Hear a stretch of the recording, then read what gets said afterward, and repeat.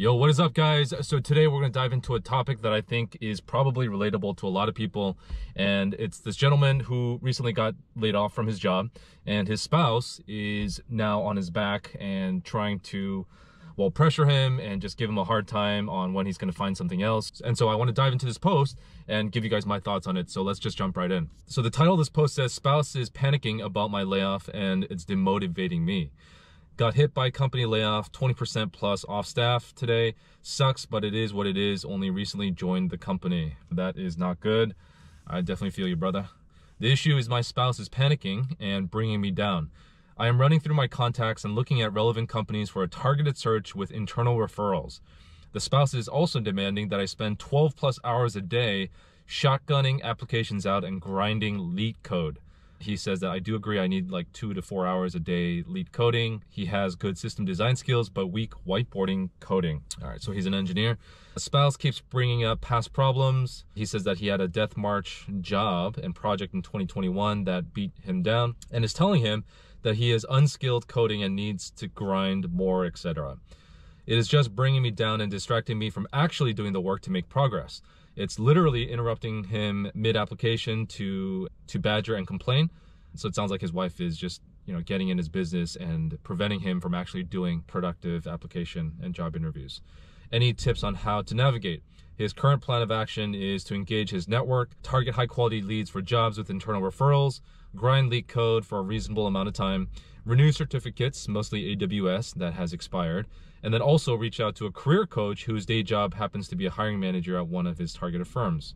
His current funding says he's got 3 months of severance plus $80,000 of cash in the bank, plus $180,000 in taxable equities. And he has a working spouse who's approximately 70% of his base salary. His only significant debt is the mortgage, $4,500 a month, and his funding notes do not include any 401ks or any other tax advantage retirement accounts. He's got 12 years experience. His total comp is $320,000, $220,000 base, and he lives in high cost of living area in Seattle. And he says that he's not trying to bash his spouse here. He's just looking for a reality check on how to proceed in this difficult market with layoffs and what's realistic. All right, so I think I got a sense of this guy's situation. Yeah, man, it's a tough time for a lot of people. As you guys know, tech layoffs have been prevalent in the industry lately. Amazon, Google, Meta, pretty much all the big tech firms have been doing layoffs, including some of the smaller ones. And so it's not surprising to see people who are in all different types of job functions, whether you're in product, support, engineering, marketing, sales, whatever it is. If a company's going through a hard time, they're going to consider making cuts, and no one is immune to that. Now, as an engineer, I do think that his skill sets are very highly desirable in the tech industry. And, even beyond tech, there's probably going to be a lot of companies in the consumer space, consumer packaged goods, and other industries that are probably going to be vying for his services. So, as long as he's got a decent resume with some decent experience, he doesn't mention where he's actually worked at, but assuming that he's good at his job and he can pass that minimum interview process where they might give him a couple coding exercises and he can pass those, then I think he shouldn't have too hard of a trouble finding a job. Now, he says he's got a spouse. He didn't mention whether he's got kids, but just assuming that his spouse is also working and bringing home 70% of what he used to make before should carry them through for a little bit of time. And hopefully he's got some savings. I think he mentioned that he had a significant amount of equities and also cash savings on hand, I think more than 6 months worth. So in terms of immediate, food cost, being able to pay for the bill, paying for the rent, he did mention that he's got $4,500 a month in mortgage. So I'm assuming that's, something that he can't go back on. But with his spouse's income, 70% of 320K, whatever it is, they should be more than good to pay for that.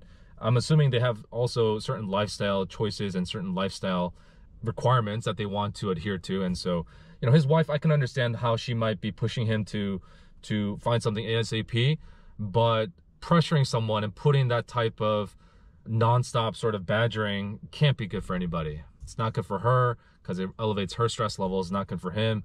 And so my advice to this OP is, and I'm sure he's already done this, right? But just to level set with his wife or his partner and just say, hey, this is not just me who's been impacted. And there's a lot of people who are going through the same thing. Industry is going through a downturn right now, and not a whole lot of companies are hiring, but here's what I'm doing. Here's my plan for what I'm going to do. And it seems like he's laid that out very, very clear. So assuming that he's already done that and his wife is still badgering him and still on his case, well, he might just have to put his foot down. You know, there's times when you need to put your foot down with your significant other and say, I don't appreciate this. This is not productive. And here's what I'm doing right now.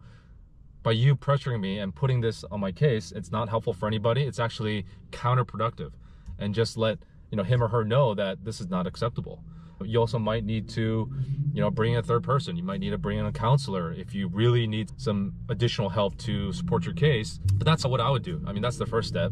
Hopefully you guys have enough goodwill and enough experience going through some tough times together where you guys can get over this, and you guys are a team and that you need their support. This is a partnership. You know, marriage is not easy and there's going to be ups and downs along the way. But this is just one use case, one example where you guys can bond together and get closer together because you're now more at home, I'm assuming, and that you guys will be able to get through this together. So just giving them some confidence, giving them the assurance that you're not wasting your time, but you're also, you also need a balance, right? 12 hours a day leak coding and interviewing prep, that's not healthy. That's gonna drive you off the wall. And, you know, ultimately you have to do what's in your control to be able to manage the situation and let the chips fall where they may. And the good thing is you guys have a second person in the household who's also making money. So it's not like you guys have no income. It's just, you know, smaller than what you guys already had. So, you know, you guys might have to have those difficult conversations to maybe pull back on some expenditures, adjust your lifestyle, and make those tough decisions. But know that it's temporary and that you guys can get through this, and it's just a small blip in the big picture. That's what I would do. Of course, if they're unreasonable and they're not willing to work with you, then, you know, I don't even want to get there, but you might have to also consider those options as well. But let's just hope for the best, and let's hope that this person, this partner that you have, is someone who's reasonable, someone who's willing to work with you, and you just need to be able to put your foot down and give them that assurance and confidence that, you know, you're doing everything that you can. And, you know, maybe even give that person's additional assurance that, hey, you know what, while I'm doing this, I'm also going to work on my personal health. I'm also going to spend more time at home helping around the house with chores, and maybe even pick up some side hustles, maybe drive Uber or DoorDash, or do something else on the side that can also help alleviates the pressure that that person might feel, thinking that their source of income is all you guys have. Anyways, those are my tips for you, the OP, and for those who might be in a similar situation. It's definitely not easy for couples, but especially for those who have families and other commitments. It can't be easy when you have one or more people in the household who got impacted. So I definitely feel for you, and hopefully you guys can get through this. Let me know in the comments down below if you guys have other tips for this guy, and we'll catch you guys in the next video. Peace.